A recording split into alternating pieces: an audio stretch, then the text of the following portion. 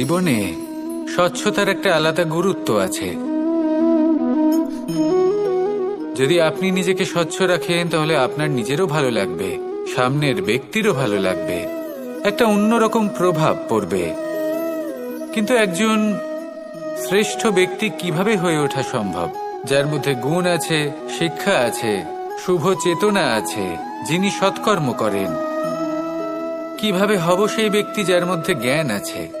শুধুমাত্র স্বচ্ছ থাকলে তো তা হওয়া সম্ভব নয়। প্রথমে আপনাকে বুঝতে হবে যে মানুষের মধ্যে 4টি মূল তত্ত্ব আছে। প্রথম হলো তার শরীর, যার দ্বারা উনি যে কোনো কর্ম করে থাকেন। দ্বিতীয় তত্ত্ব হলো তার মন, যার দ্বারা কোনো কর্ম করার জন্য সে নিজেকে প্রেরণা দিতে থাকে। তৃতীয় তত্ত্ব হলো বুদ্ধি, যে কর্ম আমরা করতে চাই, যে লক্ষ্যে আমরা পৌঁছতে চাই, সেটা আমরা কিভাবে কোন পথে করব সেটা স্থির করা যায় বুদ্ধি দিয়ে। আর চতুর্থ তত্ত্ব হলো আত্মা। আত্মা হলো এমন এক তত্ত্ব যার কোনো সমাপ্তি নেই। আত্মা হলো অজয়। কিন্তু এরও শুদ্ধিকরণের প্রয়োজন হয়। এই 4টি তত্ত্বের শুদ্ধিকরণ করতে থাকুন, এদের নির্মল রাখুন, শুদ্ধ রাখুন। এবং এটা কিভাবে হবে? শুভ চেতনা দ্বারা, জ্ঞানের দ্বারা, এবং সব থেকে বেশি গুরুত্বপূর্ণ প্রেমের দ্বারা। আসুন আমার সাথে ভালোবেসে বলুন রাধা রাধা। পঞ্চতত্ত্বের মধ্যে দ্বিতীয় তত্ত্ব হল ধরণী, ভূমি, যাকে আমরা ধরণী মাতা বলি। এই ধরণী ধৈর্য ধারণ করে, আর এর ওপরেই আমাদের সমগ্র সংসার নির্ভরশীল। কারণ এই ভূমি সহ্য ক্ষমতা রাখে। এর সহ্য ক্ষমতা হলো অপরিসীম। সন্তান যতই আঘাত প্রদান করুক না কেন, প্রেম পূর্বক সহ্য করে, আর তার বদলে অমূল্য রত্ন প্রদান করে। সন্তান যদি হাল চালায়, তাহলে তার বদলে তাকে অন্ন প্রদান করে। এটাই হলো ধরণী। এবার এর থেকে আমরা কি শিক্ষা পেতে পারি? এটাই যে কারোর জন্য কিছু করা বা কাউকে কিছু দেওয়া মনে কোনো কামনা ছাড়াই।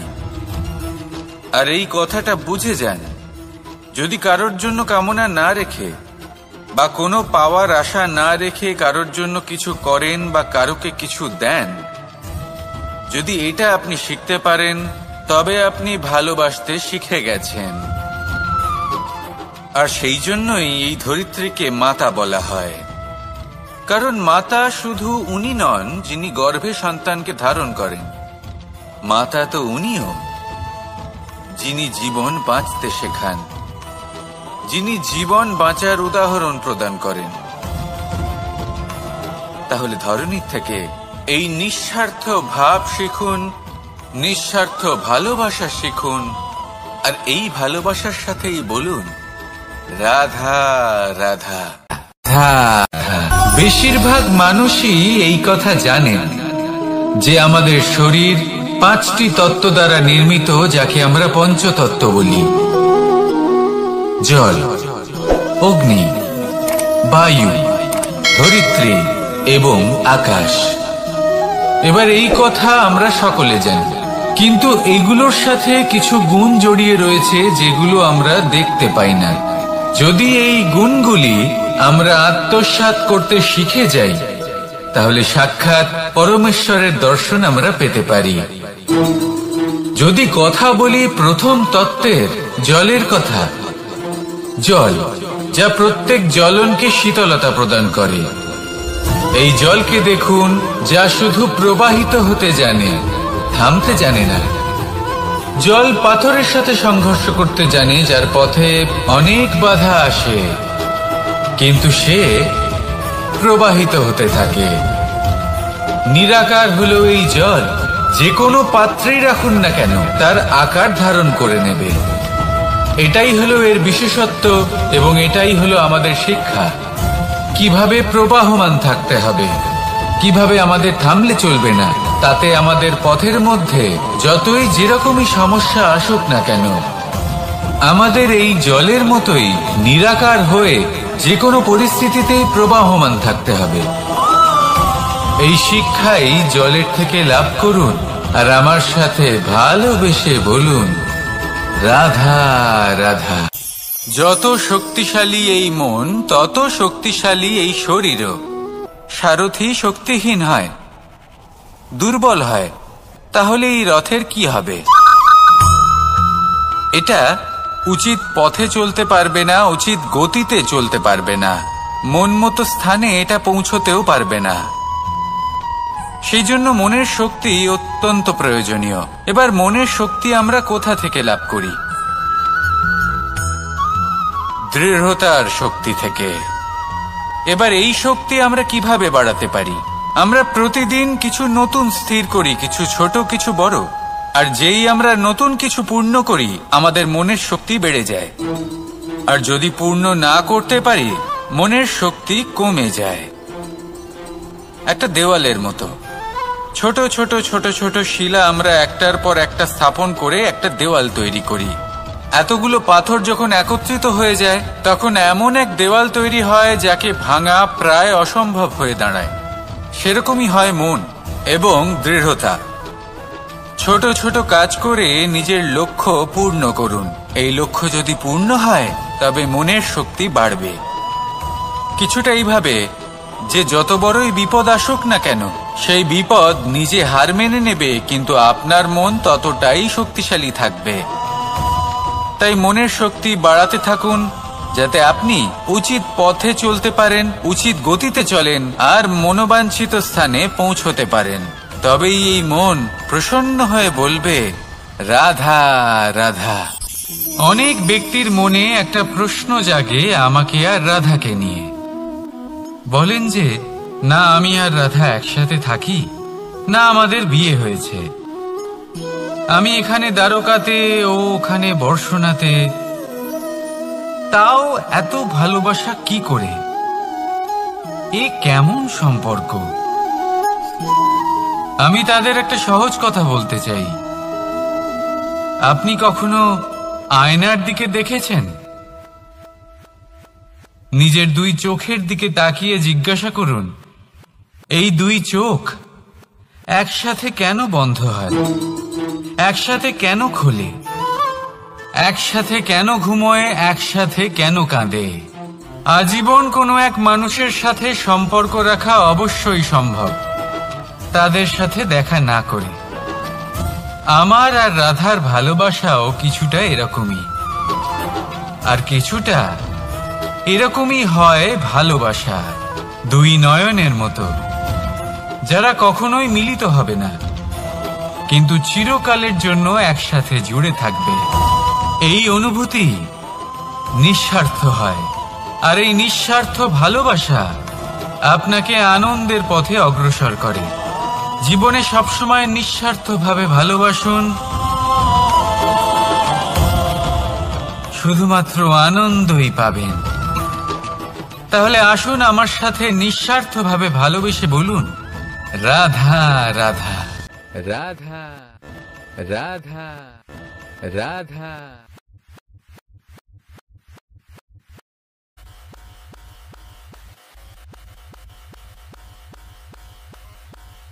লক্ষ্যে পৌঁছানো অত্যন্ত কঠিন হয়।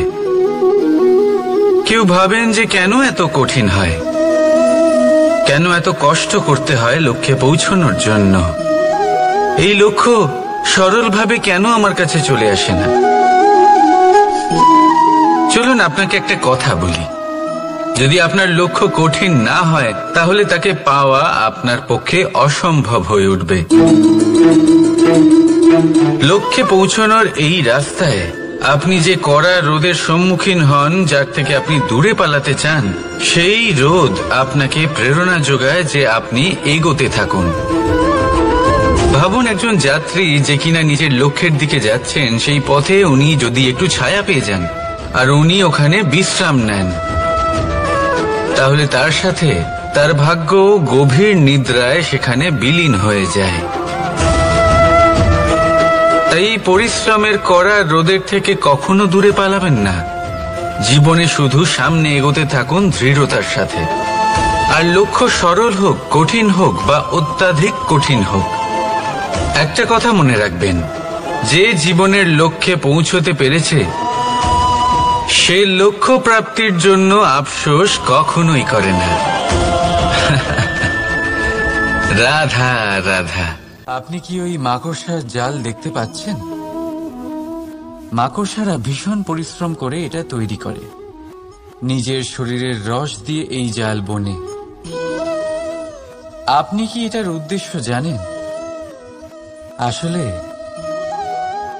মাকড়সা এই জালে ছোট কীটপতঙ্গ ধরে তাদেরকে খাদ্যরূপে গ্রহণ করে। কিন্তু আপনি কি এই কথা জানেন যে একদিন মাকড়সা নিজেই নিজের জালে জড়িয়ে মৃত্যুবরণ করে থাকে? বলুন, কি করেন আপনি এই জাল দেখতে পেলেই মুছে ফেলেন এর অস্তিত্ব, তাই না? তেমনি অন্যদিকে পাখির বাসা। পাখিরাও ভীষণ পরিশ্রম করে এটা তৈরি করে। কিন্তু যদি পাখি একদিন এটা ছেড়ে চলে যায়, তাহলেও লোকে এটা নষ্ট করে দেয় না। কারণটা কি? এর কারণ হলো এর নির্মাণ জীবন সঞ্চারের জন্য করা হয়েছিল, নষ্ট করার জন্য নয়। তাই মনে রাখবেন, জীবনে আপনার পরিশ্রম যতই বেশি হোক না কেন, যদি আপনার লক্ষ্য শুভ না হয়, তাহলে আপনারও বিনাশ নিশ্চিত। তাই সৃজন করতেই থাকুন আর মুগ্ধ হয়ে বলুন, রাধা রাধা। বল, শক্তি, পরাক্রম এই সংসারের বিকাশের মূল। কিন্তু কখনো ভেবেছেন যে প্রকৃতি আমাদের এই বল, শক্তি, পরাক্রম কেন দিয়েছেন? যাতে আমরা জীবনে কারোর উদ্ধার করতে পারি, কাউকে সাহায্য করতে পারি, কারোর জন্য ভালো কিছু করতে পারি, কোনো গরিব অসহায় মানুষের জন্য কিছু করতে পারি। এই বল, এই শক্তির সদ্ব্যবহার করতে পারি। কখনো দেখেছেন এমন মানুষ যার কাছে অসীম শক্তি আছে, কিন্তু তার সাথে অসম্ভব অহংকারও রয়েছে? যিনি নিজেকে সর্বশ্রেষ্ঠ বলে মনে করেন, খারাপ কাজও করেন। আপনি দেখবেন প্রকৃতি এবং মানুষ তাকে ভাঙতে সর্বদা চেষ্টা করেন। মনে রাখবেন, যতই সুবিশাল পর্বত হোক না কেন, তা যদি পথে পড়ে, তাকে ভেঙে পথ প্রশস্ত করা হয়। যদি আপনার কাছে বল থাকে, শক্তি থাকে, পরাক্রম থাকে, তাহলে তার সদ্ব্যবহার করুন, কাউকে সাহায্য করুন, কাউকে রক্ষা করুন। যদি আপনি আপনার শক্তির দুর্ব্যবহার করেন, তাহলে মনে রাখবেন, আপনি নিজের বিনাশ নিজেই আমন্ত্রণ করছেন। এবার বল অর্জন করার পরে, শক্তি অর্জন করার পরে, আপনি নিজেকে বিনাশ করতে চান নাকি এই সংসারের উদ্ধার করতে চান? সিদ্ধান্ত আপনার। রাধা রাধা।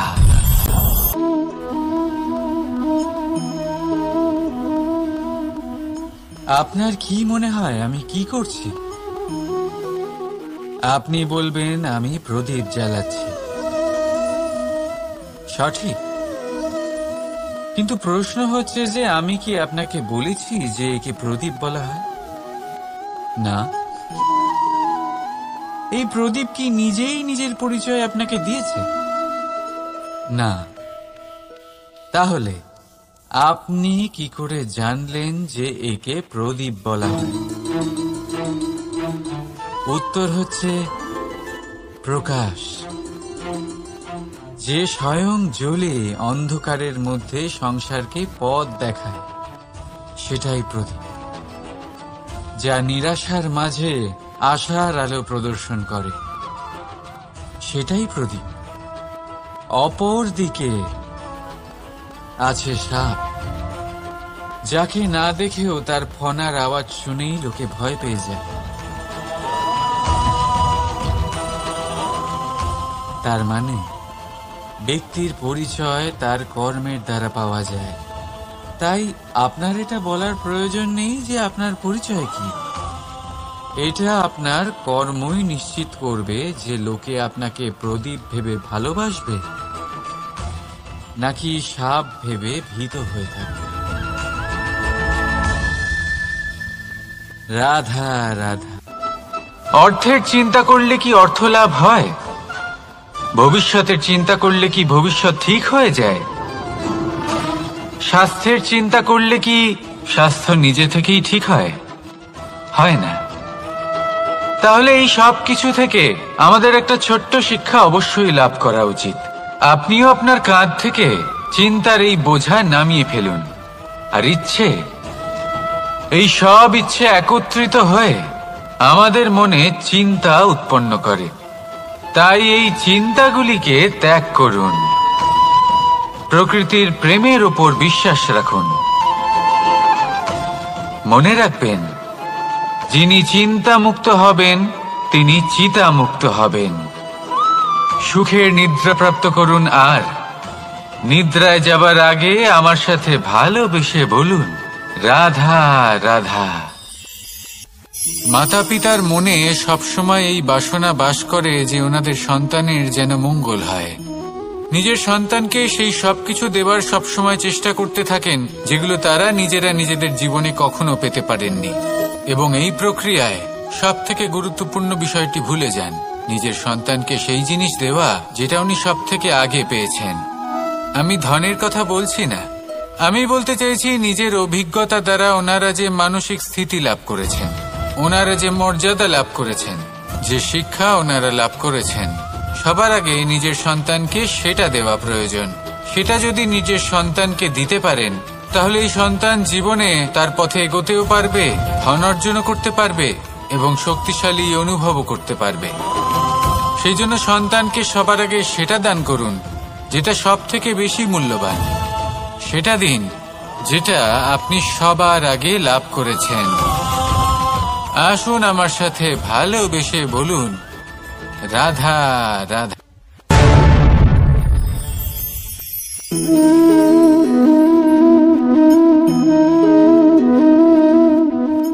জল এই সংসারের সমস্ত প্রধান তত্ত্বের মধ্যে একটি।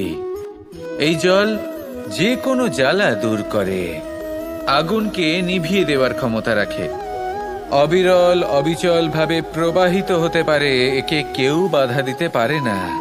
এর পথে বাধা সৃষ্টি করলে নিজের পথ নিজেই খুঁজে নেবে বা সে নিজেই নিজের পথ বানিয়ে নেবে, কিন্তু কখনো থামবে না। এই জল হলো মহান, আর এর একটা মহান গুণ আছে, এর নিজস্ব কোনো রং নেই। কিন্তু যখন মেঘ থেকে বৃষ্টি রূপে পৃথিবীতে ঝরে পড়ে তখন সমস্ত সংসারকে রঙিন করে তোলে।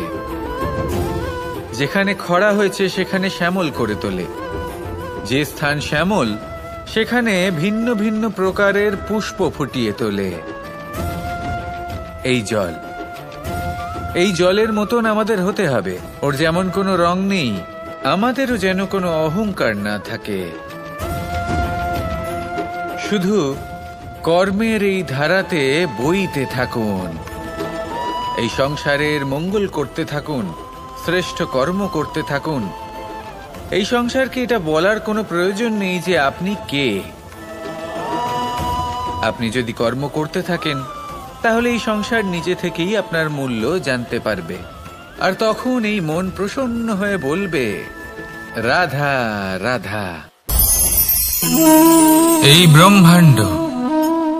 ব্রহ্মাণ্ড কত বৃহৎ, তাই না? যার সম্মুখে এই পৃথিবীকেও একটা বিন্দুর মতো মনে হয়।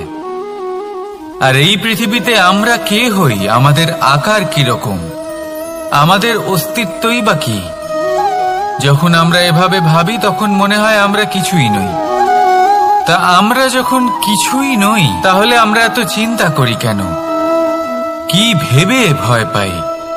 কাকেই বা এত ভয় পাই? কে আমাদের মারতে পারে আর কেই বা আমাদের জন্ম দেবে? আত্মার আসলে না কখনো জন্ম হয় আর না কখনো মৃত্যু। আত্মা শুধুই শরীর বদল করে। আপনি, আমি, আমরা সকলে এই শরীর নয়, আমরা হলাম আত্মা, যা হলো পরম আত্মার পরম অঙ্গ। সেই জন্য মনে রাখবেন, বাইরের কোথাও দেখবেন না, নিজের অন্তরের গভীরে গিয়ে দেখুন, আত্মাকে উপলব্ধি করতে শিখুন। ক্লেশ, ভয়, চিন্তা, এই সব কিছুর থেকে নিজেকে দূরে রাখুন, তাহলেই উপলব্ধি করতে পারবেন পরমাত্মাকে। তাহলে আসুন আমার সাথে ভালোবেসে বলুন, রাধা রাধা। মনুষ্য জীবনের সব থেকে বেশি গুরুত্বপূর্ণ বিষয় হল মনের একাগ্রতা। এই সংসারের যে কটি মহান কার্য সম্পাদন হয়েছে তা হল মনের এই একাগ্রতার একমাত্র ফল। আপনি অবশ্যই দেখে থাকবেন, অনেক ছোট বড় নদী যা বয়ে চলে তাদের সামনে একটা বাঁধ নির্মাণ করা হয় সেই সব নদীর জল সঞ্চয় করতে। বাঁধ হয়ে গেলে প্রয়োজন মতো বা মনের ইচ্ছে মতো তাকে ব্যবহার করা সম্ভব। এবার এটাই আমাদের মনের সাথেও সম্ভব। আমাদের মনের একাগ্রতা আজকের দিনে দাঁড়িয়ে বিভিন্ন ধরনের বিকার, ক্রীড়া এবং ভোগের মধ্যে ভাগ হয়ে গেছে। একে একত্রিত করতে হবে, একটা বাঁধ নির্মাণ করতে হবে। শুধু এটাই করতে হবে, যেটা উচিত কর্ম সেটাই করুন, যেটা অনুচিত কর্ম সেটা করা থেকে নিজেকে বিরত এটাই করতে হবে। যেটা উচিত কর্ম সেটাই করুন, যেটা অনুচিত কর্ম সেটা করা থেকে নিজেকে বিরত রাখুন। ব্যাস, এই কাজটাই আপনি করতে থাকুন, করতে থাকুন। মনের মধ্যে একাগ্রতার বাঁধ নির্মাণ করুন। আর একবার যদি তা নির্মাণ হয়ে যায়, তাহলে যখন চাইবেন, যেখানে চাইবেন, যতটা চাইবেন একাগ্রতা প্রয়োগ করতে পারবেন। আর একবার যদি আপনি এটা শিখে যান, তাহলে এই সংসারকে বদলে ফেলার মতো কাজ আপনি করতে পারবেন, সমাজকে শুধরাবার মতো কাজ করতে পারবেন। তাহলে এই মনকে একাগ্র করুন আর আমার সাথে ভালোবেসে বলুন, রাধা রাধা।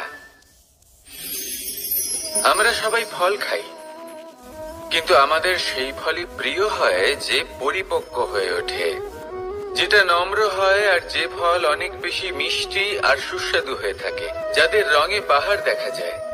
সেইভাবে জীবনে আমরা নানান মানুষের সাথে পরিচিত হই, কিন্তু সেই মানুষই আমাদের মন ছুঁয়ে যায় যারা বিনম্র স্বভাবের, যাদের বাণী খুব মধুর, যাদের অন্তরে আত্মবিশ্বাসের একটা তেজ, একটা রং দেখা যায়। এবার এমন ব্যক্তি আমরা কি করে হব? ঠিক সেইভাবেই যেমন একটা ফল রোদ, বর্ষা, শীত, বায়ু, এই সকল সংকটময় পরিস্থিতির সম্মুখীন হয়ে পরিপক্ক হয়ে ওঠে, সেইভাবেই মানুষ সংকটময় পরিস্থিতির সম্মুখীন হয়ে পরিপক্ক হয়ে ওঠেন। যদি এই সংকটের সম্মুখীন হন, তাহলে অভিজ্ঞ হবেন, আর এই অভিজ্ঞতাই শিক্ষা দিয়ে যাবে। এই অভিজ্ঞতা আমাদের শিখিয়ে দেয় যে আমাদের বিনম্র থাকতে হবে। অহংকার করে কোনো লাভ নেই। মধুর বাণীর যে কি মূল্য তা আমরা শিখতে পারি। এই অভিজ্ঞতাই আমাদের বুঝিয়ে দেয় যে উচিত অনুচিত কোনটা, আমাদের দৃষ্টিভঙ্গি তৈরি করে, আর এই দৃষ্টিভঙ্গি দ্বারা আত্মবিশ্বাস জাগ্রত হয়। সেই জন্য জীবনে কখনো বিপদ থেকে দূরে পালাবেন না, সেগুলোর সম্মুখীন হন, অভিজ্ঞতা লাভ করুন, তার থেকে শিক্ষা লাভ করুন, এইভাবেই পরিপক্ক হবেন। আসুন আমার সাথে ভালোবেসে বলুন, রাধা রাধা। রাধা কখনো কখনো আমার জন্য বড়ই সুগন্ধি আতর নিয়ে আসে, পারিজাত ফুলের মালা নিয়ে আসে আমার প্রসাধন করবে বলে, এবং আমার সব থেকে বেশি প্রিয় মাখন নিজে হাতে বানিয়ে আনে আমাকে নিজে হাতে খাইয়ে দেবে বলে, সবকিছু আমাকে প্রসন্ন করবে বলে। কিন্তু আপনি কখনো ভেবেছেন যে এই আতর কিভাবে বানানো হয়? সহস্র ফুলের পাপড়ি একসাথে পিষে নিতে হয়, তারপরে তার থেকে যে রস নিঃসৃত হয় সেই রস দ্বারাই আতর তৈরি হয়। অনেক সংখ্যক ফুলকে অসীম যন্ত্রণা ভোগ করতে হয়, তবে তারা আমার প্রসাধন সামগ্রী হয়ে উঠতে পারে। দুধ থেকে মাখন তৈরি করার জন্য কতটা পরিমাণ মন্থন সহ্য করতে হয় সেটা আপনি জানেন। ঠিক সেই রকমই হলো আমাদের জীবনও। বিপদও আসে, কঠিন পরিস্থিতিও আসে। এর সম্মুখীন হতে শিখুন। মনে রাখবেন, আপনি হলেন সেই দুধ যাকে মন্থন সহ্য করতে হবে মাখন হয়ে ওঠার জন্য। মনে রাখবেন, আপনি হলেন সেই ফুলের মতন যাদের পিষ্ট হতে হবে সুগন্ধি আতর হয়ে ওঠার জন্য, যাকে এই সংসার পছন্দ করে। কখনো কখনো জীবনে আপনার সাথে খারাপ শুধুমাত্র এই কারণে ঘটে যাতে আপনার শ্রেষ্ঠ রূপ এই সংসারের সামনে আসতে পারে। শুধুমাত্র কঠিন পরিস্থিতি এবং বিপদকে একটা সুযোগ হিসেবে দেখার চেষ্টা করুন। আপনার জন্য এই সংসার বদলে যাবে, সংসারকে দেখার দৃষ্টিভঙ্গি পাল্টে যাবে, আপনার ভাগ্য পাল্টে যাবে, আর এই মন প্রসন্ন হয়ে বলবে, রাধা রাধা। সংসারে সব থেকে বড় শক্তি আসলে কি? কেউ বলবেন শারীরিক শক্তি, কেউ বলবেন অস্ত্রের শক্তি, কেউ বলবেন জ্ঞানের শক্তি। ঠিক আছে, কিন্তু যদি আমি বলি সংসারের সব থেকে বড় শক্তি হলো শক্তি কোনো এক তথ্যের, আজ্ঞে হ্যাঁ, তথ্য। এই তথ্য নিজেই কিন্তু খুব শক্তিশালী, অত্যন্ত শক্তিশালী অস্ত্র হলো এই তথ্য। আর সত্যি বলতে, অনুচিত তথ্যের থেকে অনেক বেশি ঘাতক হলো অসম্পূর্ণ তথ্য। যেরকম আজ শাম্ব রুক্মির সাথে করেছে, ওকে অসম্পূর্ণ তথ্য দিয়েছে, তার ফলে বিনাশ হলো। যদি এইভাবেই আপনার কাছেও কোনো অসম্পূর্ণ তথ্য আসে, আর যদি আপনি তা পরখ না করে দেখেন, যাচাই না করে দেখেন, আর নিজের কর্ম করেন, তাহলে উত্থানের বদলে আপনি পতনের সম্মুখীন হবেন। বিকাশের বদলে আপনার বিনাশ হয়ে যাবে। মনে রাখবেন একটা অত্যন্ত গুরুত্বপূর্ণ কথা, সঠিক তথ্য পাওয়া সঠিক তথ্য দেওয়ার থেকে অনেক বেশি গুরুত্বপূর্ণ। আশা করি এই কথা আপনি বুঝেছেন। জীবনে যখনই কোনো তথ্য আপনি পাবেন, সেই বিষয়ে ভেবে দেখুন, পরখ করে দেখুন, যাচাই করুন, তারপর নিজের কর্ম। বাজ পাখিকে পক্ষীরাজ বলা হয়। বাজের আয়ু হলো মোটামুটি 70 বছর। এবার 40 বছর হতে হতেই ওদের পালক লম্বা এবং ভঙ্গুর হয়ে যেতে থাকে, ঠোঁট বেঁকে যায়, ডানা ভারী হয়ে যায়, অর্থাৎ আগের মতো উঠতে পারে না, সেই শক্তি থাকে না। এবার সেই বাজ কি করবে? বাজ সব থেকে কঠিন নির্বাচন করে, নির্বাচন নিজের পুনর্স্থাপনার। সর্বপ্রথম একটা বিশাল পর্বতে যায়, একান্তে নিজের এক বাসস্থান তৈরি করে, আর তারপরে পাথরের সাথে নিজের ঠোঁট বারবার আঘাত করতে করতে সেই ঠোঁট ভেঙে ফেলে। তারপরে সে অপেক্ষা করে সেই ঠোঁট পুনর্নির্মাণ হওয়ার। তারপর সেটাই করে নিজের পালকের সাথে। তারপরে নিজের ডানা থেকে এক এক করে ভারী পালকগুলো ছিঁড়ে ফেলে দেয়। আর তারপর 150 দিনের এই যন্ত্রণা সহ্য করার পরে ও ফিরে পায় নিজের উড়বার অনন্য ক্ষমতা, সেই শক্তি। আর তারপরে ও জীবনের পরবর্তী 30 বছর বাঁচে। কি বুঝলেন আপনি? যদি ইচ্ছে শক্তি থাকে, তাহলে একজন দুর্বলও শক্তিশালী হতে পারে। আপনিও এটাই করুন, নিজের অতীতের যন্ত্রণার বোঝাগুলিকে ত্যাগ করুন, আর কল্পনার খোলা আকাশে উন্মুক্ত হয়ে উড়ে বেড়ান। নিজের পুনর্স্থাপনা করুন, তবেই সর্বশ্রেষ্ঠ হতে পারবেন। আর মনে রাখবেন, এই ছোট ছোট পদক্ষেপই বড় বড় শিখরে পৌঁছে দিতে পারে। তাহলে আসুন আর আমার সাথে ভালোবেসে বলুন, রাধা রাধা। এই সংসারের সব থেকে বড় সুখ কি?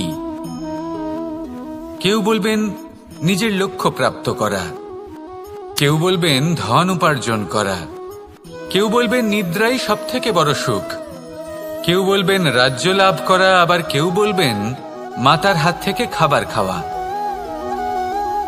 আদি ইত্যাদি। কিন্তু যদি সত্যি কথা বলি, এই সংসারের সব থেকে বড় সুখ হলো সেবা করা। কখনো কাউকে সেবা করে দেখুন। এই সেবা দ্বারা অন্য কোনো মানুষের আশীর্বাদ লাভ করাতেই সুখ রয়েছে। আপনার সেবা ভাব দ্বারা যখন কোনো মানুষ নিজের অন্তরাত্মা থেকে আপনাকে আশীর্বাদ করে, তার থেকে বড় সুখ আর কিছুই নেই। কারণ প্রত্যেক মানুষের মধ্যে ঈশ্বর বাস করেন। নরের সেবাই হলো নারায়ণের সেবা। নিষ্কাম সেবা করাই হলো সব থেকে বড় সুখ। তাই নিজের অন্তরে সেবার এই ভাব জাগ্রত করুন। যে সুখের কথা আমি বলছি, সেই সুখ অনুভব করেই দেখুন। এই মন সুপ্রসন্ন হয়ে বলবে, রাধা রাধা।